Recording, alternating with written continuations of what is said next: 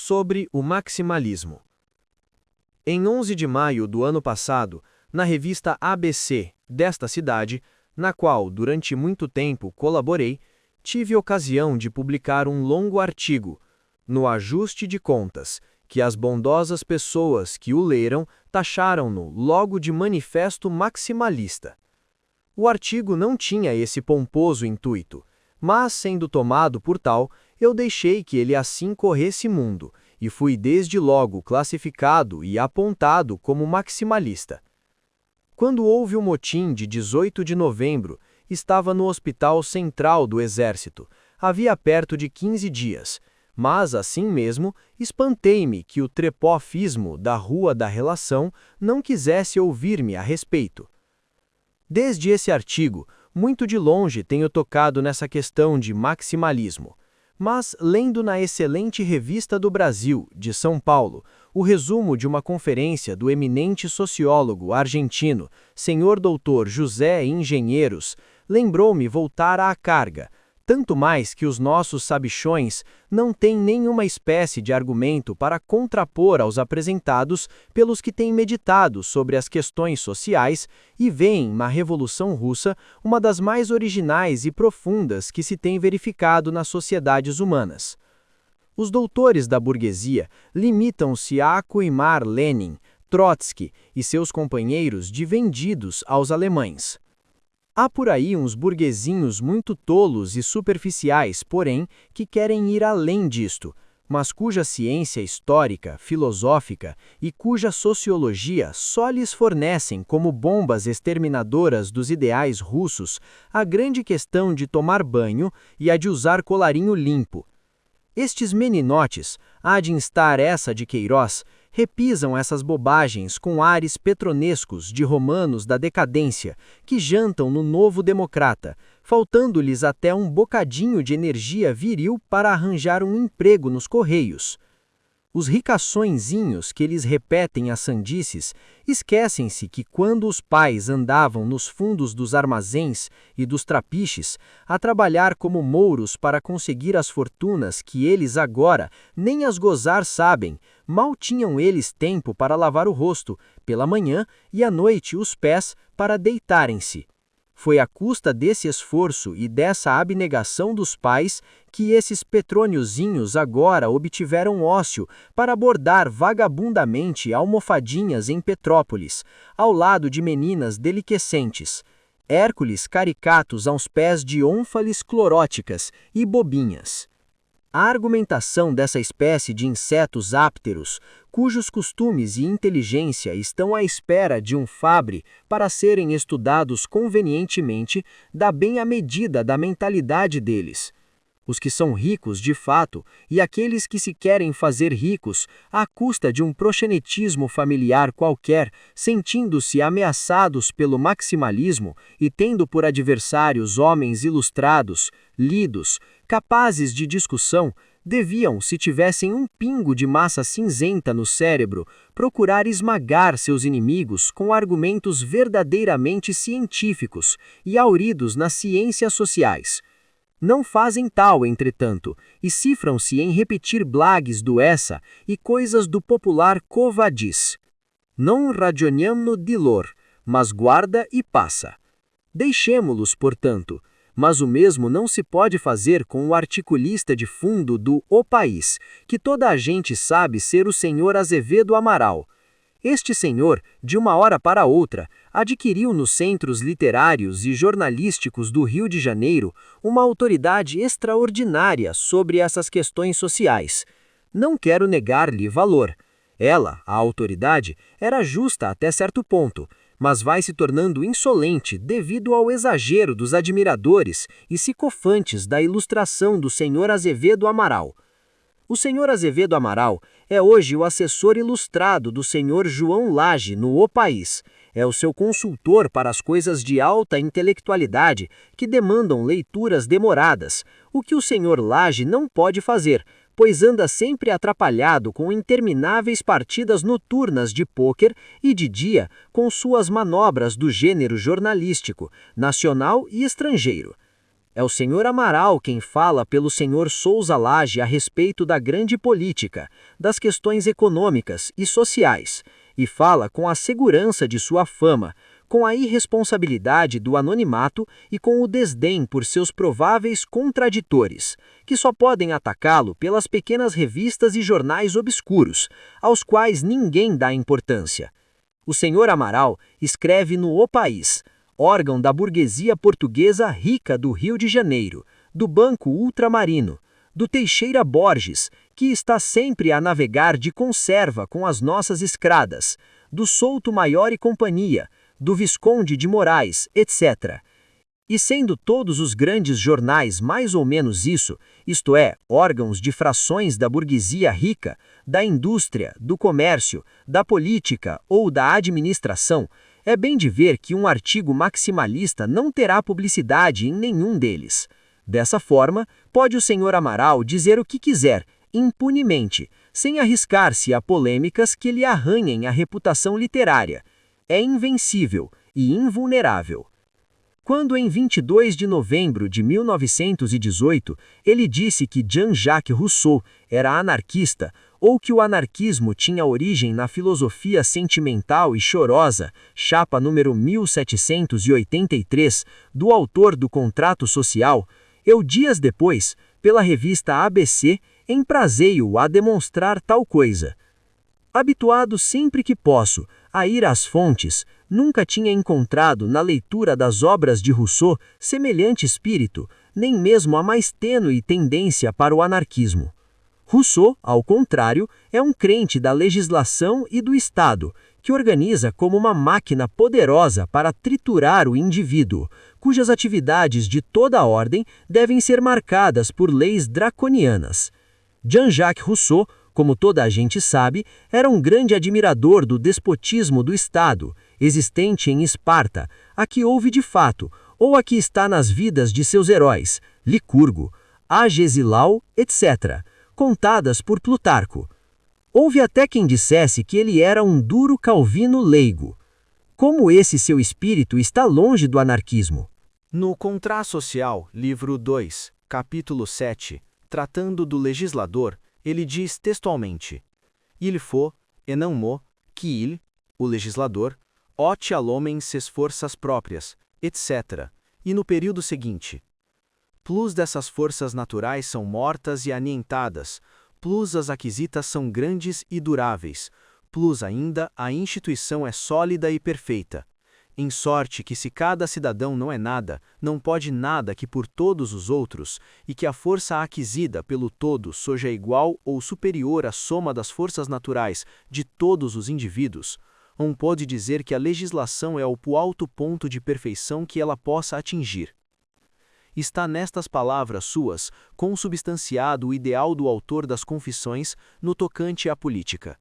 Ele é um crente na eficácia do Estado e da legislação, e não há autor anarquista que seja capaz de subscrever tais palavras. Não há e com razão, que não negue o Estado e duvide da eficácia da legislação. Em geral, o que o anarquismo quer é soltar os homens, deixá-los agir livremente, sem leis nem regulamentos, ou peias legais quaisquer, para que, pela livre e autônoma ação de cada uma das forças individuais, em virtude da simpatia que nos solicita uns para os outros, se obtenha naturalmente o equilíbrio de todas as forças e atividades humanas. Como é, então, que o Sr. Amaral, sociólogo ad hoc do Sr. João Lage e do capitalismo cínico de que este é órgão, escreve um trecho como este? Vejam só.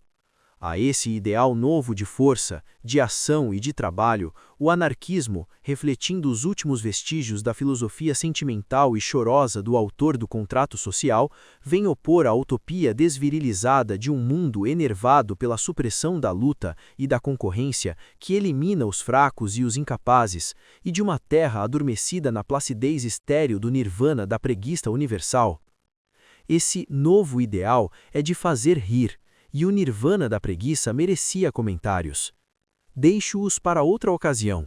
O meu fito, relembrando estas coisas aqui, é notar a história e da pretensão dos famosos jornalistas daqui, deste meu Rio de Janeiro. O Sr. Amaral é doutor, guindou-se aos grandes jornais, onde tem tido posições de destaque e admiração estulta dos redatores autorizados e dos repórteres de polícia, e julga-se por isso com bastantes títulos para não defender as solenes afirmações que faz, por escrito, público e raso. Eu sei o que ele avança para não me responder. Tenho em muito boa conta o seu espírito, para não acreditar que me desdenhe por não ser eu formado. Quando Sua Senhoria andava pela escola de medicina, sabe bem o doutor Amaral que eu veraneava pela escola politécnica, e se não me formei honesta ou desonestamente, foi porque não quis. Não é razão para o seu espírito, estou certo disso, mas há de pesar um pouco devido às influências ambientes, e mais ainda, dado o meio em que vive, de pequenas invejas e rancores, de censuras farisaicas e virtudes tartufescas, Sua Senhoria convenceu-se de que não devia me dar trela porque eu bebo e porque escrevi em uma revista que não era e não é de todo obscura. Se fosse em um jornal, o senhor Amaral, por contágio, adquiriu aquela moléstia da nossa reportagem que só julga coisa importante e inteligente o que sai nos nossos grandes jornais de notícias policiais. É de admirar, porque, em geral, embora seja admitido o contrário, o homem superior não se adapta. Lembrei tudo isto porquanto, há quase um ano, como já disse, deitado uma espécie de manifesto maximalista, estou na obrigação e me julgo sempre obrigado a seguir o que aqui se dissera a respeito dos ideais da Revolução Russa, em que me baseei naquele meu escrito. Digo ideais, e não as fórmulas e medidas especiais, porquanto desde o começo tinha visto que elas não podiam ser as mesmas em todos os países. O senhor Engenheiros, muito mais sábio nessas coisas do que eu, e muito mais experimentado nelas, assim definiu o maximalismo. A aspiração de realizar o máximo de reformas possíveis dentro de cada sociedade, tendo em conta suas condições particulares. É o que se pode ler no número da Revista do Brasil, de São Paulo, a que já aludi, e no qual mais adiante ele esclarece seu pensamento, mostrando como na Rússia é necessária a nacionalização dos imensos latifúndios que estão em mãos de particulares, mas que tal medida, na Bélgica ou na Suíça, não teria razão de ser, porquanto nesses dois últimos países a propriedade agrícola já está muito subdividida nas mãos dos mesmos que trabalham. No meu artigo, num ajuste de contas, inspirado nas vagas coisas sobre a Revolução Russa de que tinha notícia, eu pedia que se pusesse em prática 4 medidas principais. Supressão da dívida interna, isto é, cessar de vez o pagamento de juros de apólices, com o qual gastamos anualmente cerca de 50 mil contos, confiscação dos bens das ordens religiosas, sobretudo as militantes, extinção do direito de testar, as fortunas por morte dos seus detentores voltavam para a comunhão, estabelecimento do divórcio completo, os juristas têm um nome latino para isso, e sumário, mesmo que um dos cônjuges alegasse amor por terceiro ou terceira. Esse meu artigo, que os raros leitores crismaram de manifesto maximalista, justificava todas essas 4 medidas radicais e indicava ligeiramente outras. Não quis, porém, tratar do problema agrário nacional, que é um dos mais prementes. No número passado desta revista, contudo, dando notícia de um opúsculo de Monteiro Lobato, eu disse o que pensava a tal respeito. O folheto de autor de Urupês tratava do saneamento das zonas sertanejas e rurais do Brasil. Nestas últimas, já agora, devemos incluir também os subúrbios e freguesias roceiras do município do Rio de Janeiro. Custa-me muito escrever. Distrito Federal. Quando se agitou essa questão aqui, não julguei que os seus propugnadores exagerassem. Achei somente que eles encaravam o problema no ponto de vista estreitamente médico e não pesavam bem as outras faces da questão, parecendo-me então que queriam estabelecer a ditadura dos doutores em medicina. A solução do saneamento do interior do Brasil, no meu fraco entender, joga com muitos outros dados. Há a parte de engenharia, dessecamento de pântanos, regularização de cursos d'água, etc. Há a parte social, no fazer desaparecer a fazenda, o latifúndio, dividi-lo e dar a propriedade dos retalhos aos que efetivamente cultivam a terra. Há a parte econômica, consistindo em baratear a vida, os preços do vestuário, etc., coisa que pede um combate decisivo ao nosso capitalismo industrial e mercantil, que enriquece doidamente, empobrecendo quase todos. Há a de instrução e muitos outros que agora não me ocorrem. Em resumo, porém, Se pode dizer que todo o mal está no capitalismo, na insensibilidade moral da burguesia, na sua ganância sem freio de espécie alguma, que só vê na vida dinheiro, dinheiro, morra quem morrer, sofra quem sofrer. O caso típico desse malsão estado de espírito, com que o enriquecimento de São Paulo infeccionou todo o Brasil, de ganância e avidez crematística, está nesse caso recente das louças baratas, da louça do pobre, cujos impostos de entrada, de um segundo para outro segundo, a fim de enriquecer um fabricante paulista, foram, na lei do orçamento, aumentados 5 vezes mais. O deputado Nicanor Nascimento, que está muito mais do que eu habituado a lidar com essas questões de pauta, tarifas, impostos, etc., mostrou em um curioso artigo no número passado desta revista como esse protecionismo nos empobrece, como nação, e não favorece o fisco de forma alguma. O que ele não disse é como essa monopolização de salteadores por intermédio das taxas alfandegárias faz miseráveis os pobres e os médios, mas depreende-se perfeitamente do seu trabalho. Desejava muito que ele viesse também a tratar das isenções de direito. Hei de vir. O escândalo das louças, dizia, teve a vantagem de mostrar ao público os baixos das manobras de que se servem esses espertalhões para enriquecerem nababescamente. O caminho sorrateiro para arranjar a emenda ficou claro a todos os que a guiaram pela estrada escusa da cavação parlamentar ignóbil, sórdida e sem entranhas. Ficando desmascarados, tiveram que se denunciar, denunciando os outros guias que a levaram até ao Senado da República. É esse o trabalho com que eles blasonam ter adquirido fortuna honradamente? Que honra, Deus do céu! Com tais casos à vista, cabe bem aos homens de coração desejar e apelar para uma convulsão violenta que destrone e dissolva de vez essa associeta celeres de políticos, comerciantes, industriais, prostitutas, jornalistas ad hoc que nos saqueiam, nos esfaimam, emboscados atrás das leis republicanas. É preciso, pois não há outro meio, de exterminá-la. Se a convulsão não trouxer ao mundo o reino da felicidade, pelo menos substituirá a camada podre, ruim, má, exploradora, sem ideal, sem gosto, perversa, sem inteligência, desleal, vesga que nos governa, por uma outra até agora recalcada, que virá com outras ideias, com outra visão da vida, com outros sentimentos para com os homens, expulsando esses Shylocks que estão aí, com seus bancos, casas de penhões e umas trapalhadas financeiras para engasopar o povo. A vida do homem e o progresso da humanidade pedem mais do que dinheiro, caixas fortes atestadas de moedas, casarões imbecis com lambrequins vulgares. Pedem sonho, pedem arte, pedem cultura, pedem caridade, piedade, pedem amor, pedem felicidade. E esta, a não ser que se seja um burguês burro e intoxicado de ganância, ninguém pode ter quando se vê cercado da fome, da dor, da moléstia, da miséria de quase toda uma grande população. Os tolos a que aludi no começo destas linhas dizem que repelem o maximalismo, porquanto não podem admitir que amanhã o seu criado lhes venha dar ordens.